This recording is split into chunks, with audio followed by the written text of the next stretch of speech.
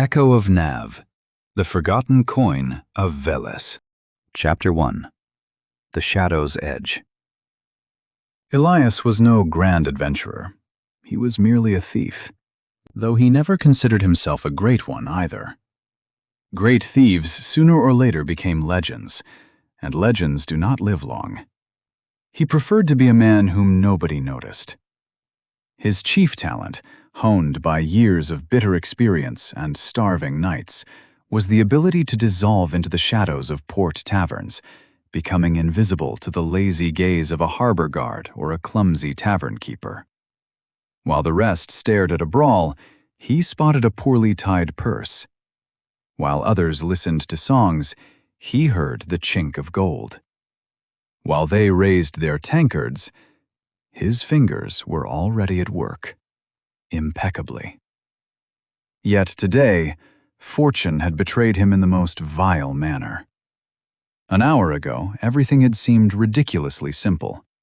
The tavern hummed, tankards clashed, someone sawed away at a fiddle. Sailors bellowed sea shanties as if trying to drown out the ocean itself. Elias loved such evenings. In the noise, it was easier to vanish. The gold coin, fished straight from the pouch of a one-eyed pirate captain, proved to be far more than a mere chunk of precious metal. The moment the pad of his finger brushed its embossing, a sharp shudder rippled through his body.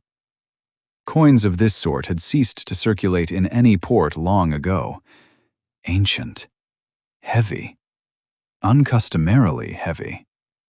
On one side, a strange symbol, resembling both a tree root and the intertwining braids of river channels. On the other, pressed into the metal, someone else's cold, faded eye seemed to gaze straight into the most hidden corners of his soul, auditing another man's sins. A gaze, precisely. It hadn't been carved by a craftsman. It was there. Elias abruptly averted his eyes. "Just my imagination," he muttered with a wry grin. "Must be seeing things." "There he is!" A scream tore the night apart. "Catch the rat! Don't let him get away!" A gunshot thundered in their wake. The chase was loud, furious, smelling of black powder and stale ale. Elias bolted through the underbrush, barely feeling the ground beneath his feet. An ancient, moss-draped forest at the foot of the misty hills, dubbed the Accursed Thicket by the locals, seemed his only salvation. Fishermen and smugglers gave this place a wide berth, claiming that even shadows lost their memories here. Pirates, superstitious to the marrow of their bones, would hardly dare cross its threshold even for a chest of Spanish gold. "Faster, Elias, faster!" hissed a voice right by his ear. Elias tripped over a thick, protruding root, nearly sprawling flat on the damp earth. "Run, Elias, run! Before these romance novel rejects with hooks for hands decide to test the structural integrity of your liver," piped up the same voice again, thin yet startlingly crisp. Elias stopped dead, throwing his back hard against the broad trunk of a century-old elm, and frantically fumbled across his pockets and shoulders. Perched on his right shoulder, gracefully coiled like a spring, sat a tiny chameleon named Flick. The creature was brilliant green, almost merging with the surrounding ferns, and one of its bulging eyes, swiveling independently of the other, regarded the thief with undisguised, blatant sarcasm. Did you just speak?" Elias wheezed, wiping the sweat from his brow. "I said run, not stand there and audition for a garden statue." Flick flicked his tongue, snatching a passing gnat out of the air. "By the way, this forest doesn't care for hysterics. You'd better learn to breathe a bit quieter if you want your heart to stay inside your chest, rather than in the claws of some woodland spirit. The rules are different here, Elias. Here, loud words cost you your bones." Elias didn't have time to answer. The forest suddenly shifted. The trees, which had seemed quite ordinary moments ago, albeit gloomy, suddenly stretched upward, transforming into colossal, stone-like columns. Their crowns wove together into a massive, impenetrable dome, through which not a single ray of sunlight could pierce. The roots reared up from the earth like frozen waves. Moss blanketed them so thickly it felt as though time had long since ceased to flow, settling like soft emerald snow. The air grew dense as heavy syrup, smelling not of pine needles, but of ancient dust and ozone. They had crossed the invisible boundary. Reality remained somewhere far behind, in a world where men steal coins and fear death. But here, death was merely the opening line of a conversation. Chapter 2. The Whispering Roots and the Price of Shadows. Elias took a deep breath. The air here tasted like aged wine, tart, head-spinning, and frighteningly nourishing. He adjusted the strap of his thieving knife, though he felt that against the local inhabitants, steel would help about as much as a toothpick against a bear. "So, you speak now." Elias cast a sidelong glance at the chameleon. "For 3 years you stayed silent, ate my flies, and played the brooch on my shoulder. But the moment we end up in a place where the trees look like they're about to have us for dinner, you decide to start a philosophical circle." Flick lazily rolled his eyes, one of his pupils fixed on Elias, the other on a gnarled branch suspiciously resembling a clutching hand. "In the world of Navi, my dear lover of other people's property, words are far too cheap," the chameleon replied, his voice sounding like the rustle of dry autumn leaves. "They are spoken to deceive, to persuade, to promise, and to forget. There people lie even to themselves. But here, in Nav, silence is a privilege. I simply figured you'd find it dull, dying all alone. Besides, someone has to provide commentary on your staggering stupidity." Elias chuckled and pulled that very same gold coin from his pocket. In the dim twilight of the enchanted forest, it didn't merely glisten, it pulsed with a faint, alarming crimson light. "Stupidity? Oh, come on, Flick, this is gold. Real, heavy gold. With a coin like this, I could buy half the port." Elias tossed the coin up, but it didn't ring as it fell back into his palm. It landed with a soft, dense thud, as though it were fashioned from living flesh. Flick sighed heavily. It was the kind of sigh old librarians give when a child places a book upside down. "You didn't steal gold," Flick hissed, shifting his color from bright green to deep, mossy black. "You stole a debt. Nothing in this forest belongs to anyone, not even memory. See those mushrooms?" He nodded toward a cluster of pale, glowing toadstool-like growths near the roots of a colossal oak.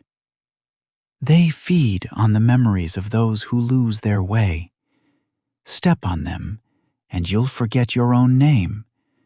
And trust me, for a thief, that is arguably the most merciful outcome." They pressed deeper. The forest around them lived its own incomprehensible, yet terrifyingly conscious life. The grass beneath Elias's feet didn't flatten. It swerved, clearing a path as if afraid to touch his humanity. Suddenly, a strange creature blocked their path. It was woven from branches, aged bark, and wisps of fog, resembling a massive cat, but crowned with the antlers of a stag. The creature sat upon a fallen log, attentively studying the intruders. "Oh!" Elias stopped and executed an exaggerated bow, making sure his voice didn't crack. Pardon me, your arboreal majesty. We were just passing through, looking for an exit to the nearest tavern that doesn't serve memory soup. The creature tilted its head. Its eyes were like two amber stones imprisoning prehistoric flies. Thief, the creature grated. The voice didn't come from a mouth, but rather seemed to rise from the very earth beneath their feet. Why do you carry that which bears no weight? Elias flashed a daring grin, though he felt his throat go bone dry. He tossed the coin once more, catching it with deliberate nonchalance. Weight is a relative concept, respected horned friend.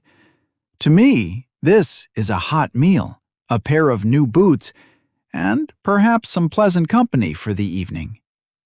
Flick savagely bit his ear, turned pitch black, and hissed, "He isn't asking about the coin. He's asking about your shadow. Look down." Elias dropped his gaze to his feet and felt a genuine chill crawl down his spine, one that a defiant smirk couldn't mask. His shadow, it was living a life of its own. It wasn't mirroring his movements. While Elias stood frozen, his shadow was methodically rummaging through the shadow of an imaginary purse, trying to yank something out of the oak's roots. Karma isn't what happens to you after you die, Elias, Flick observed philosophically, never taking his eyes off the anomaly. Karma is what your actions do to your reflection in reality. You've stolen for so long that your shadow has forgotten how to simply stand beside you. It's a thief in its own right now. And if it steals something from the forest, I'm afraid it'll be your hide paying the price. Elias swallowed hard, instantly straightening his shoulders to force a swagger back into his posture. Well, at least I raised it to be driven and hard-working. Hey, Shadow, get back in your place before we end up used as fertilizer for the local toadstools. The stag-cat creature emitted a sound like cracking river ice. It almost sounded like laughter. Go on, little man. The Master Veles loves an interesting story. And your shadow, it promises to be a very long one. They walked, though walking wasn't quite the right word. The enchanted forest seemed to slowly shift them from place to place on its own accord. At times, Elias was certain he was walking in a straight line. Moments later, he noticed the massive fallen oak he had left far behind was now back on his right. Then, ahead. He lifted his chin. The trees grew so tall their crowns were swallowed by the thick silver fog. And that fog, it was moving, slowly, very slowly, as though someone were pacing within it. At times, tall, horned, faceless silhouettes seemed to materialize. The moment he squinted to look closer, they vanished. After a while, Elias finally mustered the courage to ask, "Who is Veles?" The chameleon remained silent for so long the thief assumed the question would go unanswered. Finally, Flick spoke. "In Navi, people say, Veles is the guardian of the forest." He let out a quiet, dry scoff. "That's like calling the ocean a puddle." Elias listened intently. "Then what is he?" Flick searched for the words. "Imagine a tree. You see the trunk, the branches, the leaves, the fruit. But all of it lives solely because underground there are roots. No one ever thinks of the roots. But if the roots disappear, the entire tree vanishes." He glanced out into the darkness between the trunks. "Veles is not the master of the forest. He is the roots." Elias wanted to ask more, but he stopped dead in his tracks. The forest had shifted, almost imperceptibly, except all sound had vanished, completely. Even the crunch of his own footsteps had ceased. He took another step. Nothing. Another. Silence. Absolute. As though the world itself had stopped making noise. "Flick, quiet," Flick hissed. "Do not speak louder than your own heartbeat." "Why?" Elias argued. The chameleon looked genuinely terrified. "Because the wind has stopped listening to the forest." Elias didn't understand, but seconds later he noticed. Every single leaf turned, simultaneously, toward him. Thousands of leaves, like countless green eyes. Goosebumps erupted across his skin. And then he heard it. Not a sound, more like the memory of a sound. From deep within the thicket came a heavy tread, as though something colossal was slowly shifting its weight. Then another. The earth didn't shake, but Elias's heart suddenly began to beat slower. Step, another, and another. Flick practically melted into the color of his cloak. "Oh, do not look back." "Why?" "Because this is not meant for human eyes," Flick hissed softly. The footsteps grew closer. Elias felt them not with his ears, but against his skin. Even the air grew dense. The coin in his pocket suddenly scorched his thigh. He instinctively shoved his hand into his pocket and flinched. The coin, it was pulsing, slowly, like a heart. Thump, thump, thump. Every beat matched the heavy, unseen creature's approaching stride. Flick closed his eyes. "May he just walk on by." Elias had nearly stopped breathing. The footsteps stopped. So close he could almost feel an immense presence leaning in right behind his neck, examining him. A second passed, then another. And suddenly, something warm brushed the back of his neck. It wasn't a hand, nor was it breath. It was merely the sheer weight of being perceived, as though antiquity itself was staring straight into his soul. And then, in a single heartbeat, it vanished. The leaves fluttered once more. The wind returned to the forest. The calls of unfamiliar birds echoed through the canopy. Flick slowly opened his eyes and muttered thoughtfully, "I think—" Elias swallowed hard. "What?" The chameleon crept up to his face, locking his eyes directly onto Elias's, and whispered with terrifying slowness, "Now he knows your name." Elias felt an icy shiver grip his entire body. "But I didn't tell him." Flick smirked. "That is humanity's first mistake. They think a name is just a word. No. A name is what you are, who you truly are. And Nav knows how to read it without a single sound." Chapter 3. The Inhabitants of the Forgotten Garden.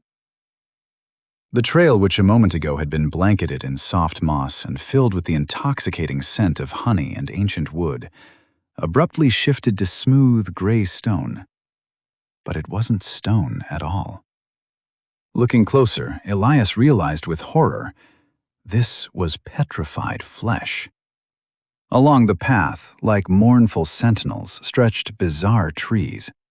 Their bark resembled human skin with bulging veins, and their interwoven branches, twisting into gnarled knots, formed the silhouettes of people frozen in an eternal, silent scream, and an agonizing gesture of supplication. "Flick, tell me this is just scenery." Elias slowed his pace. His hand involuntarily drifted to the hilt of his knife, though he knew the utter futility of the gesture. "There is no scenery in this forest," the chameleon replied, shifting his color to ash gray. "There are only the consequences of choices. Every one of these trees was once just like you. A cocky vagabond, a thief, or a king. Someone who believed they could steal more from eternity than it was willing to grant. Did Veles punish them?" The chameleon shook his head. "No." Elias frowned. "Then who?" Flick looked at him as if this question had been asked 1,000 times.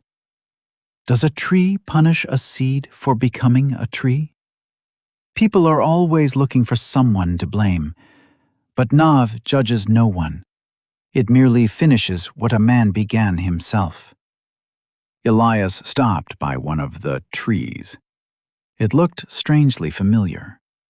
Thin, long twig fingers reached toward a passing wisp of fog, and in the cracked bark one could trace the noble yet terror-distorted features of a young man with a bitter smirk forever frozen upon his wooden lips.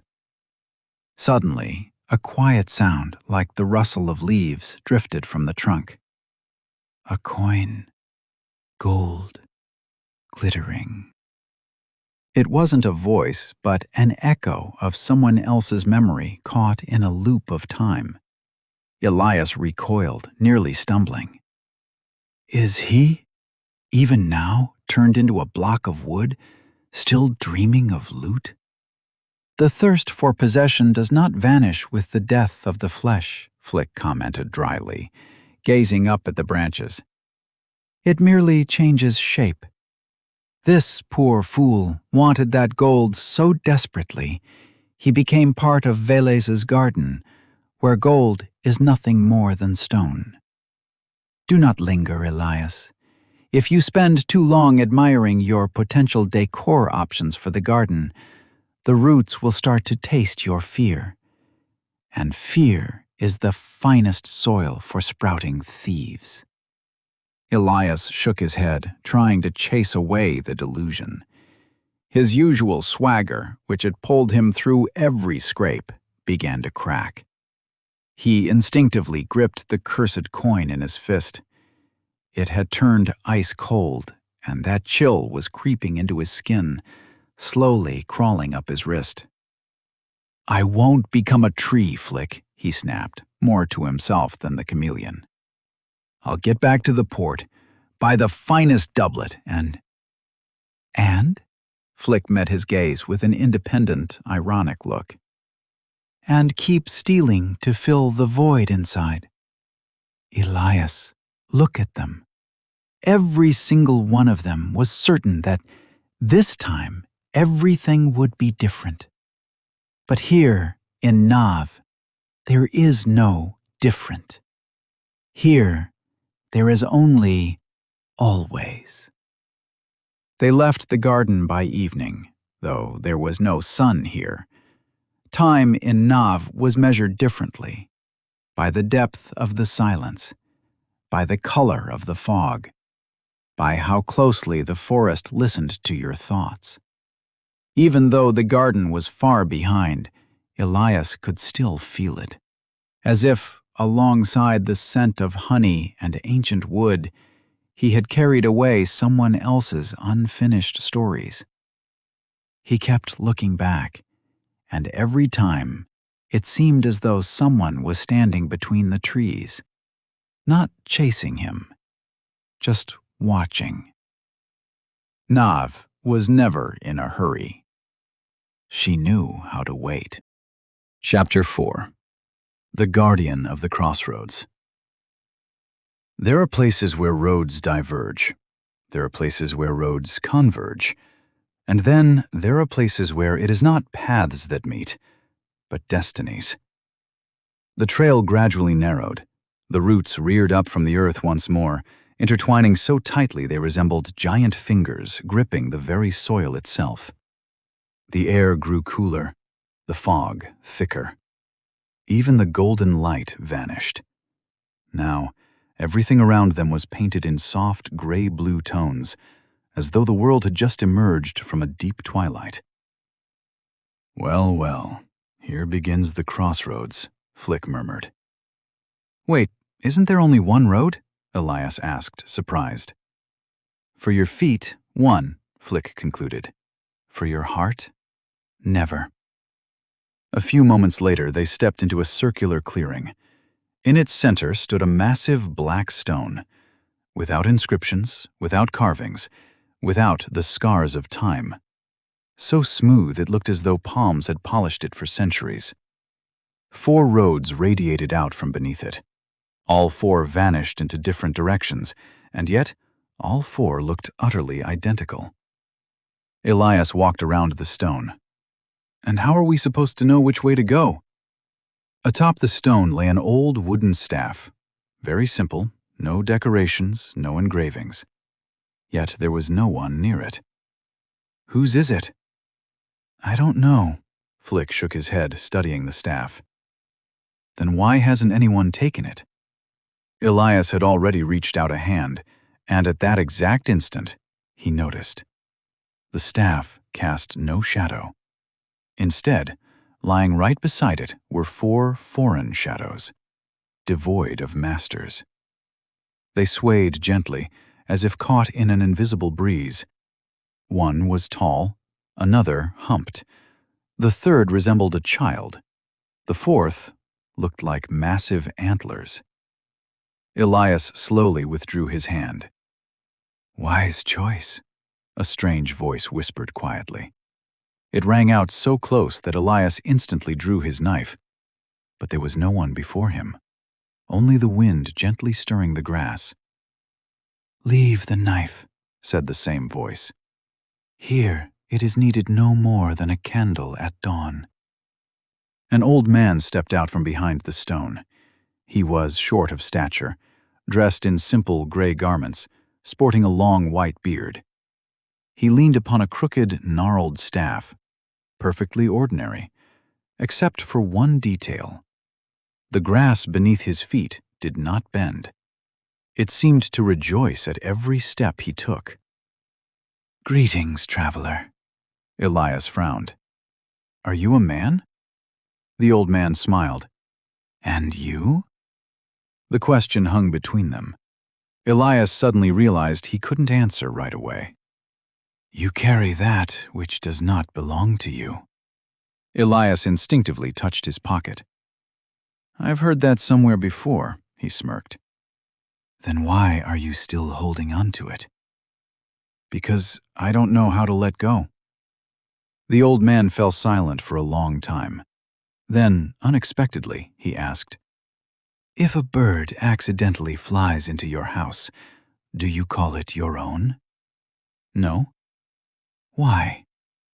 "Because the bird is free." "Then why did you decide that an object ceases to be free just because it ended up in your hands?" Elias found no words to reply. He felt all the justifications he had lived by crumbling away on their own. The guardian approached the black stone, running his palm across its surface. The world around them seemed to hold its breath. 4 roads flared with a soft light and came alive. On the first, Elias saw himself wealthy, a grand mansion, servants, gold, but no one by his side who looked at him with genuine warmth. On the second road, he saw himself old, in ragged clothes, surrounded by laughing children, grandchildren, and great-grandchildren. On the third, he saw no trace of himself at all, only an empty path vanishing into thick fog. The fourth remained completely dark. "What are these?" Elias asked quietly. "Possibilities," replied the guardian of the crossroads. "The future?" "No." The old man shook his head. "These are desires." The future never reveals itself entirely. Elias stared long and hard at the dark road. And why is this one empty? The guardian smiled. Because it is real. Elias didn't understand, and the old man continued. A man does not find his road. He simply stops wandering down foreign ones. It is a very ancient, profound design. All the other roads have already been walked by someone else. That is why they show ready-made pictures. But a man's path is always born for the very first time, and each one is unique and unrepeatable. It is real because no one has ever walked it yet. Where does it lead? Elias inquired. Even I do not know. Flick lifted his head in astonishment. You do not know? The old man chuckled softly. Little friend, if anyone in Nav knew all the answers, the world would have stopped growing long ago. He picked up the staff from the stone and held it out to Elias. Take it. Elias hesitantly accepted it. The staff proved to be astonishingly light, almost weightless. Now, put it back. And that's it? Try. Elias laid the staff back upon the stone. It settled precisely in its former spot, but now it cast a shadow, and all 4 foreign shadows had vanished. The old man nodded with satisfaction. Good. What just happened? For the first time, you took something without desiring to claim it. The old man took a step back. Remember, Elias, the heaviest things in the world weigh less than a feather. That is why men carry them their whole lives. At that moment, his figure began to slowly dissolve into the mist, as though composed not of flesh, but of morning light. And suddenly, it didn't just vanish. It scattered into thousands of white petals. The wind caught them and carried them away between the trees. Silence returned. Only the wind remained, and a faint scent of oak bark. For a long time they stared at the spot where the old man had stood. Then Elias whispered, "Who was that?" Flick whispered thoughtfully in reply, "Some call him the guardian of the crossroads. Others, the first wayfarer." Elias looked at the 4 roads, but now he clearly saw only one. It led forward between ancient oaks. And for the first time throughout his entire journey, he stepped forward not because he was running away, but because he had made the choice himself. Sometimes a road changes not because the world has changed, but because a man has stopped walking it the same way. Chapter 5. The Lake Without a Reflection. Water lies less often than men, yet it is far more artful. After the crossroads, the forest changed. It no longer tested Elias with sudden surprises. It did not whisper. It did not frighten. It did not knock him off the path. On the contrary, it was as though Nav herself had decided to walk right beside him. The air between the trees grew brighter. The fog parted. The scent of damp grass and mint filled the breeze. Even the birds began to sing, though they remained hidden as before. They walked in silence for nearly an hour. Elias noticed he no longer felt the urge to speak simply to shatter the quiet. Silence had ceased to feel empty. It had become a companion. The scent of water arrived before it could be seen. It was the scent of rain that had not yet fallen. A few paces further, the trees parted. Before them lay a lake, perfectly round, smooth, motionless. It seemed carved straight out of the sky. Not a single ripple, not a single leaf. Even the wind bypassed it entirely. Beautiful, Elias whispered. Very, Flick agreed. Elias walked up to it. Curiosity always triumphed over caution. He stopped right at the edge, looked down, and froze. The water reflected everything: the trees, the sky, the clouds, even Flick. Yet, himself it did not show. He took a step to the right. Nothing. A step to the left. Nothing. The lake stubbornly refused to acknowledge his existence. What does this mean? Flick merely shrugged his tiny paws. I do not know yet. Elias crouched down. He touched the surface of the water. It proved unexpectedly warm. Rings rippled across the glass-like expanse. And suddenly, where his reflection should have materialized, a face appeared. Not his own. A boy, about 10 years old, thin, in a torn shirt, barefoot. He sat on a wooden pier, dangling his legs into the water. Elias flinched. He recognized him, or rather, what he once had been. The boy raised his head. He looked straight into the eyes of the adult Elias.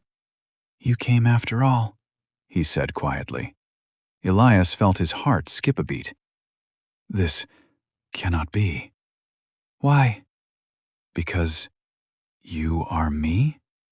The boy smiled, very sadly. No, I am the one you left behind.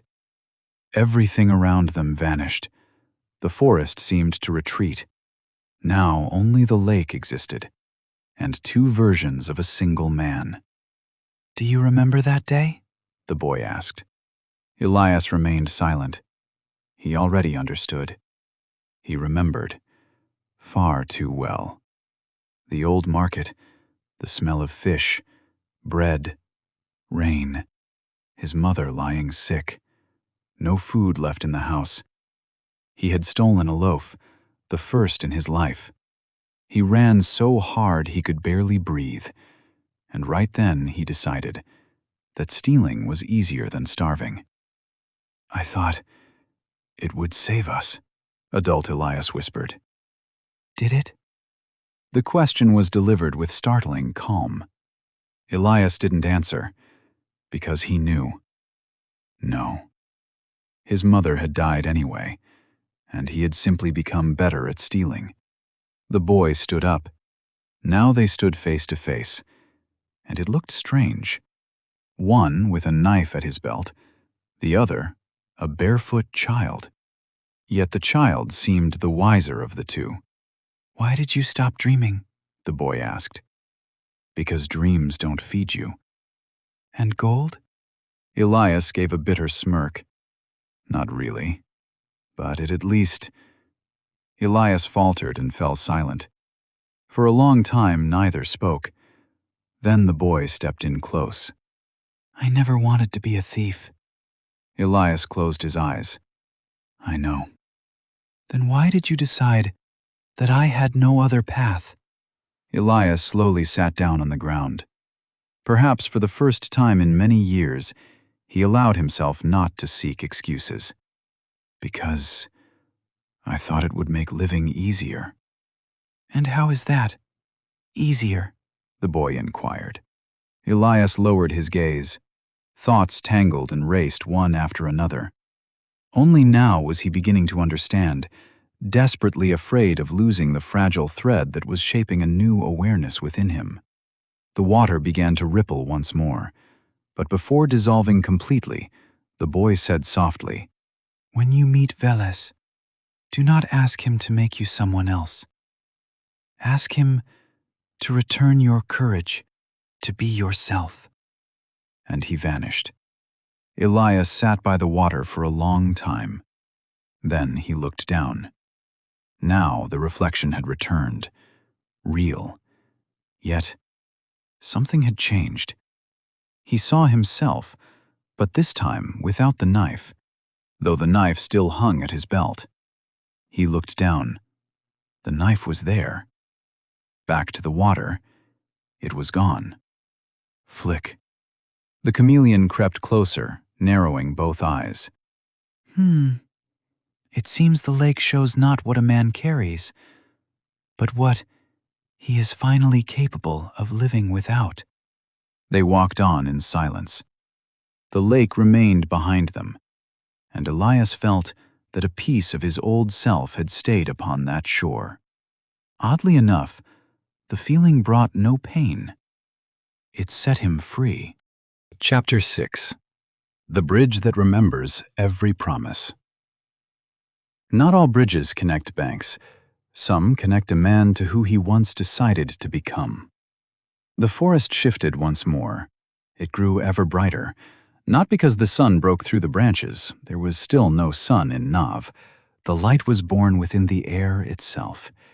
It drifted between the trees as thin golden threads, settling on the leaves, sliding across the bark of ancient oaks like a patient, invisible weaver stitching the world anew. Elias walked in silence. Each step came easier than the last. Ahead, the sound of water reached them. It was the steady, deep roar of a wide river. It appeared unexpectedly. Its water was nearly black, yet it was not murky. It was so crystal clear that it seemed bottomless. Golden oak leaves floated slowly upon its surface, and not a single one sank. The banks were joined by an old bridge, wooden, strikingly simple, without railings, without decorations, as though it had been built not by a craftsman, but by memory itself. The planks had darkened with time, yet not a single one creaked. "Is this," Elias began. "The Bridge of Promises," Flick replied quietly. Why such a name? The chameleon gazed down at the black water. "Because the river remembers everything a man promised and failed to keep." Elias involuntarily swallowed hard. They took their first step onto the bridge. Nothing happened. The second, the third, and suddenly, from beneath the water rose a voice. "I'll be back before sunset." Elias stopped dead. The voice was unfamiliar. Then another. "I will never betray you," followed by a third. "Tomorrow, I'll start a brand new life." Then dozens, hundreds, thousands of voices, men's, women's, children's, all of them uttered promises, and all sounded so sincere that his heart instinctively ached. "This is..." Flick nodded. "Every person leaves behind the word they betrayed first." The further they walked, the louder the chorus swelled. It was as though the river itself grieved not for the broken vows, but for the people who had once stopped believing in their own words. Elias quickened his pace, and then he heard it, his own voice. "Mom, I'm going to be rich soon." He halted abruptly. Everything around him vanished. Only this voice remained, so young, filled with hope. And a woman lying on a narrow bed, weary, pale. She was smiling up at him. "Of course, Ellie. Just promise me you will always remain a worthy man." The memory struck harder than any blade. Elias felt his hands tremble. He really had promised. Not to become rich, but to remain a worthy man. And that very promise was the first one he had broken. "You'd better not listen any further," Flick said softly. "Why?" "Because the bridge knows no moderation. If a man begins to regret too deeply, he may end up living inside his own memories." Elias took another step, but the bridge suddenly shuddered. One of the planks beneath his feet vanished, then a second, a third. A yawning gap slowly formed ahead. From the black water rose a tall figure. It was woven from mist and river currents. It had no face, only a mirror. And within that mirror, Elias saw himself, as he had been just a week ago. smug, cynical, convinced that any problem could be solved with nimble fingers and quick feet. The reflection smiled. "Turn back." The voice belonged to Elias himself. "Out there ahead lies the unknown. But with me, everything is simple. Money, luck, freedom. We've been the same man for so many years. Why change everything?" Elias stared at his former face and unexpectedly understood. It wasn't malicious. It was simply terrified. All its life, it had been afraid of becoming that hungry boy once more, and that was why it clung to everything it could possibly hold on to. He stepped slowly toward the reflection. Flick tensed, but Elias did not draw his weapon. He reached out his hand. "Thank you." The reflection froze. "For what?" "For trying to protect me all these years, even if you did it the wrong way." A look of surprise crossed the double's face for the very first time. "You don't hate me?" Elias shook his head. "No, I just won't let fear choose for me anymore." He touched the mirror's surface with his palm. It trembled and shattered into silver droplets. The figure dissolved into the river. Simultaneously, the gap in the bridge vanished. The planks snapped back into place as though they had always been there. In that exact moment, the forest parted completely for the very first time. Ahead, far between the trees, a colossal oak was rising. A tree unlike any Elias had ever seen. Its trunk was broader than a city square. Its branches vanished high above, dissolving into a golden radiance. It seemed as though they held up the entire sky of Nav. At its very roots, a soft amber light shimmered, and with it came a profound feeling of awe. Only he who has learned not to fight his past, but to understand it, is worthy of stepping beneath the canopy of the great oak. Chapter 8. The One Who Remembers the First Rain. Elias crossed the threshold. Behind him, the colossal roots silently closed. He felt a strange sensation, as though he had stepped not into a place, but into someone's thought. Before him stretched a vast expanse where the roots of the great oak intertwined so tightly they formed living vaults. Streams of golden light flowed slowly between them, and the deeper they went towards the roots, the thicker the light became, like amber filled with thousands of golden sparks. They stood in a clearing where the space itself seemed endless. Somewhere high above, stars flickered. Yet Elias understood. This was not the sky. It was the crowns, reaching so high they could no longer be distinguished from eternity. In the middle of this silent world sat an old man. He was positioned upon a broad tree root like a traveler who had decided to rest a moment. He was no giant. On the contrary, he looked like an ordinary elder whose age was impossible to define.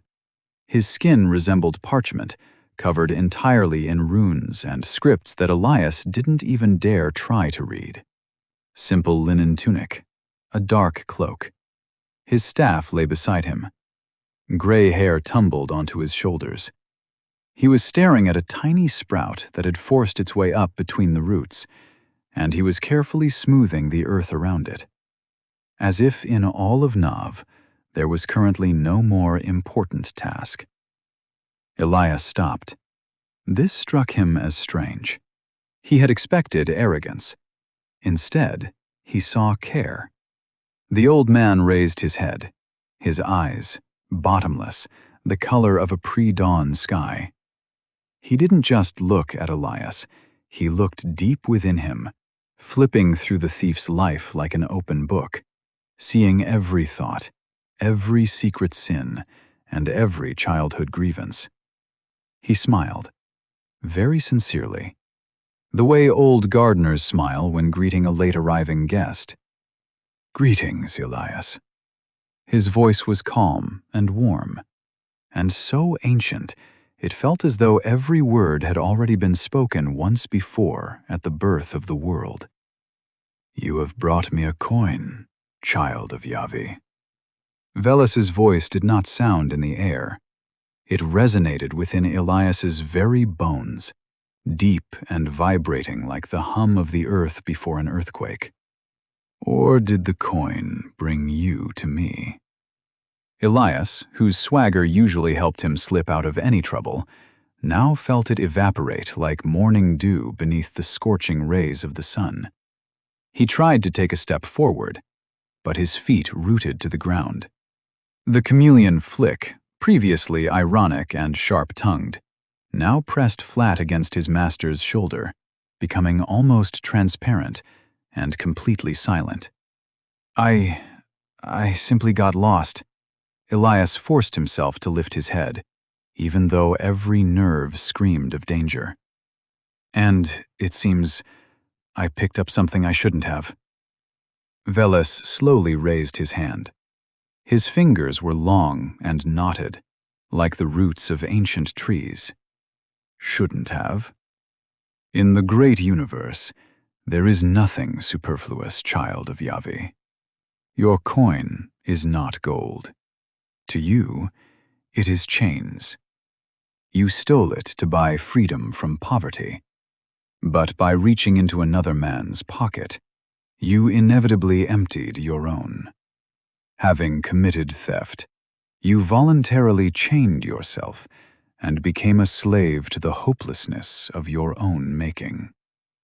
Veles swept his hand, and phantom images materialized in the air around Elias. Here he was, a 10-year-old boy stealing a crust of bread. Here he was, older, picking the pocket of a drunken merchant.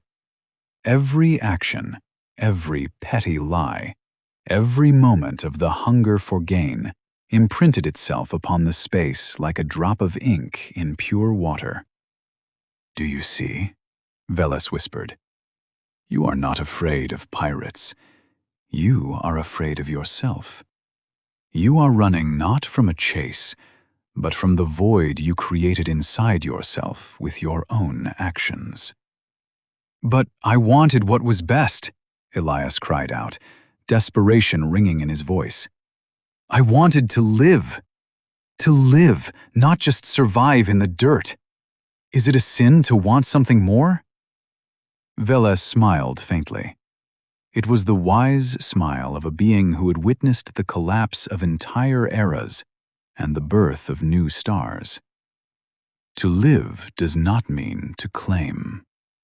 You remind me of a foolish little bee trying to carry all the honey of the world in its tiny belly. The outcome is always the same, perishing in your own sweetness.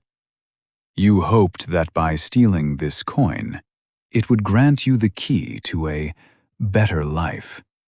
In the world of Yavi, you call this karma. I call it an echo.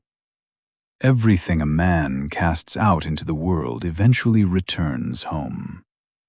Silence fell. Veles looked back down at the sprout. "Will you help?" Elias blinked in confusion.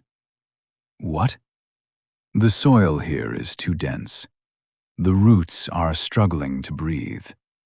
He held out a small wooden trowel. Elias cautiously crouched beside him. They worked in silence for several minutes. No one spoke. No one rushed. Then Veles nodded with satisfaction. "Now it will grow." Elias couldn't hold it back any longer. "Is this really important?" Veles looked at him with mild surprise. "Of course." "But you are—" He hesitated. "You are Veles." The old man chuckled softly. "And therefore I should stop loving sprouts?" Silence settled once more. A very gentle kind, the kind where words feel unnecessary. Finally, Veles asked, "Tell me, Elias, how did you picture me?" Elias answered honestly, "Enormous, terrifying, probably sitting upon a throne." "Why?" "Because all powerful rulers sit on thrones." Veles smiled. He stood up, and around him the space seemed to deepen, as though Nav herself stretched out slightly to meet him. He didn't radiate power. He was power. The way the sea doesn't demonstrate its depth, it simply is. Veles walked slowly along the roots. Elias followed him. "Do you know why men fear death so much?" Veles asked. Elias pondered. "Because they don't know what comes after?" "No." He shook his head gently. "Because they start living far too late." They walked a little further. Between the roots sat a tiny bird, quite small. One of its wings was injured. Veles gently lifted it onto his palm, petted it. The bird trustingly closed its eyes. Moments later, it fluttered up, made a circle, and vanished among the branches. Elias watched in silence. "Could you have healed it with a single touch?" "I could have." "Then why wait?" Veles smiled. "It needed to understand that the pain had ended. The body always heals faster than the memory." For some reason, those words struck a painful chord inside Elias. He remembered his mother, the hunger, his own fear, and suddenly realized he had long since ceased to be that boy, yet he had kept living as though that hunger had never ended. Veles didn't even look at him, yet he said quietly, "You see, you are already beginning to hear the answers yourself." They approached a small spring. Water flowed directly between the roots of the great oak. So transparent, it looked like liquid air. Veles scooped up some water, took a single sip, then unexpectedly asked, "Do you still carry it?" Elias understood immediately. The coin. He slowly pulled it out. It no longer pulsed. It didn't burn. It didn't feel heavy. It looked like nothing more than an old gold coin. Chapter 9. The Price That Gold Cannot Pay. For a long time, no one spoke a word. The spring rippled softly between the roots of the great oak. Somewhere high above, leaves rustled. Light drifted smoothly across the wooden bark, as though time itself had turned liquid. "And what am I to do now?" Elias asked, realizing the utter futility of resistance, his usual swagger finally buried beneath the heavy weight of the sovereign's wisdom. "When a tree sheds its leaves, it loses nothing," Veles replied. "It merely makes room for spring. First, one must learn to let go, for only he whose hands are empty can receive a true gift." Elias looked at the coin. It now looked entirely ordinary, just like thousands of others. Veles took the coin. "Do you know why it ended up with a pirate captain in the first place?" Elias shook his head. "Because once, it was given up voluntarily by a man who understood precisely what you are beginning to understand." Elias raised his eyes in surprise. "Voluntarily?" "Yes. He was very wealthy, extremely influential, and one day he realized that he possessed everything except his own soul. So he left the coin behind for people, not as a treasure, but as a test." Veles held it out to Elias. "Take it." Elias instinctively opened his palm. The coin settled into it, heavy, warm, just like on the first day. Only now, it no longer felt like a foreign burden.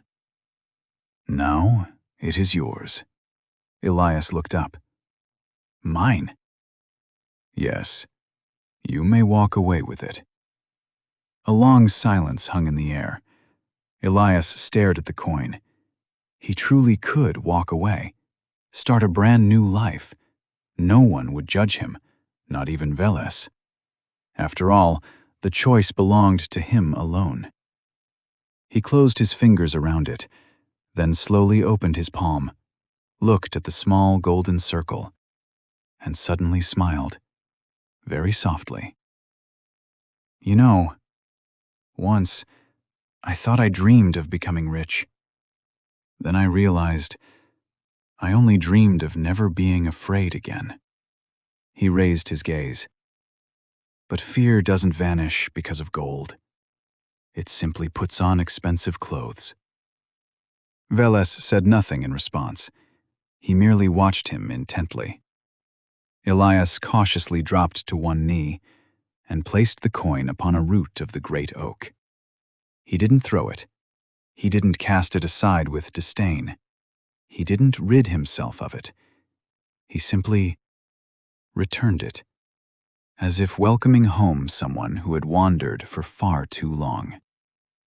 In that exact instant, something extraordinary happened. The coin did not flash. It did not vanish. It did not turn into pure light. It simply ceased to be gold. Its radiance slowly faded. The metal darkened. Patina spread across its surface. And moments later, before them lay the most ordinary, old copper roundel. Elias looked up at Veles in confusion. The old man smiled. "You see?"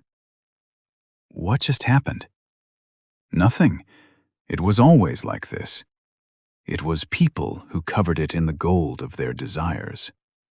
Veles picked up the copper coin, tossed it up, caught it, and unexpectedly held it out to Elias. "Now you may keep it." Elias laughed, truly, lightly, without a trace of bitterness. "I don't need it anymore." Elias dropped his gaze to his palm.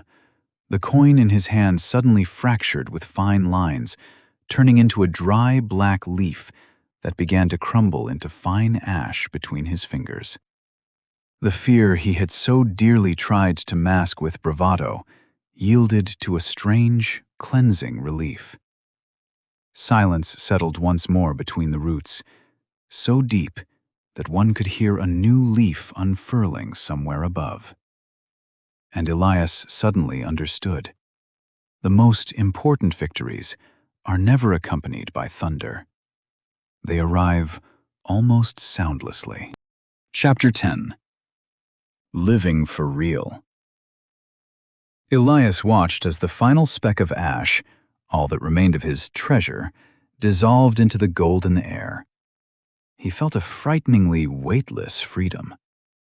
For the very first time in his conscious life, his pockets held absolutely nothing save for the cool wind and empty space, and it was the sweetest burden he had ever known. After a long silence, Veles rose. He did not pick up his staff. He made no grand theatrical gesture. He merely looked up, toward the place where the crown of the great oak vanished into the golden radiance. "Let us walk." Elias followed him in silence. They walked among the colossal roots. The roots were alive. There was no other way to explain it. They breathed ever so faintly. Golden veins of light pulsed slowly through them. At times it felt as though a heart were beating deep within the timber. Steady, calm, as if it had been throbbing for thousands of years. Soon they emerged into a vast clearing. Right at its center grew a young oak, quite small, no taller than a man. It looked so fragile beside the great oak. Elias looked at Veles in astonishment. "Is this his son?" The ancient god smiled softly. No, it is his future. Elias did not understand. Veles placed his palm upon the young tree. Everything living eventually becomes someone's continuation, even eternity. The wind swept through the young oak's crown. Its leaves chimed softly. And suddenly, Elias heard voices. Not words, not conversation. Rather, thousands of barely perceptible destinies. Laughter, weeping, lullabies, farewells, vows, prayers, final breaths. The first cries of newborns, everything interwoven into a single, endless current of life. Elias instinctively closed his eyes. What is this? The world. But why can I hear it? Veles looked at him. Because previously, you heard only yourself. Those words echoed deep within.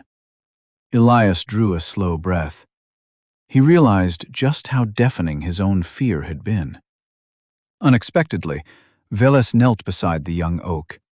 He ran his hand across the earth, then picked up a tiny acorn, an entirely ordinary one. Do you know what the most astonishing thing about forests is? Elias shook his head. No one ever sees the tree they planted for themselves. Everything genuine always grows for others, Veles continued. A man builds a bridge. Strangers walk across it. He writes a book. Children he will never meet read it. He plants a tree. In its shade rest those whose names he will never know. That is why life is stronger than death. It always continues in someone else. Elias stared at the acorn for a long time. Then he suddenly understood. All his life he had tried to take, and only now did he want to leave behind something the world actually needed. Veles looked as though he had been waiting precisely for that thought. You are free.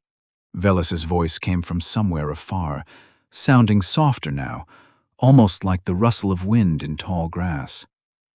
Learn to see true connections where the crowd sees only things. This is your true gift, or curse.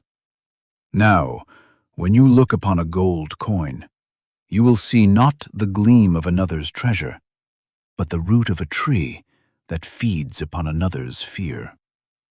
Elias nodded. He sought no words of gratitude. They felt too small in the face of the eternity he had witnessed here. I understand, he said quietly. To live, for real, is not what you manage to steal and hide away. It is what you share with the world. Flick upon his shoulder suddenly burst back into his vibrant, emerald-green colors. He winked at Elias, using both eyes at once, and whispered, Well, philosopher? Let's get out of here before they register us as exhibits. By the way, I remember a place where the finest wild grapes grow. And mind you, no one is guarding them. The world around them began to dissolve. The forest softly shifted its outlines. The mighty trees parted. The golden light grew dazzlingly bright. The roots of the great oak vanished one by one.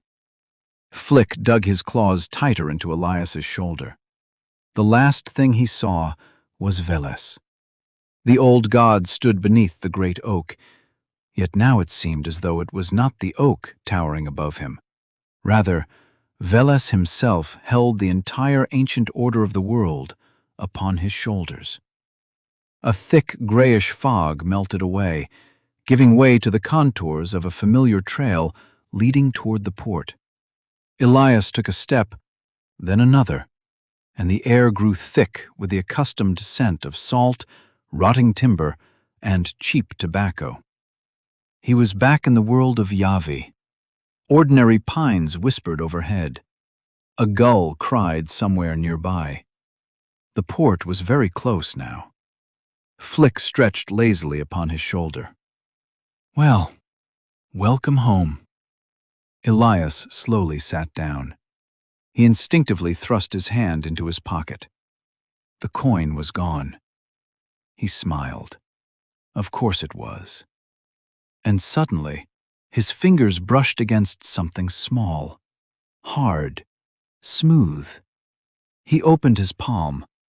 Lying upon it was a tiny oak acorn. The very same one. Elias stared at it for a long time. Then he raised his eyes.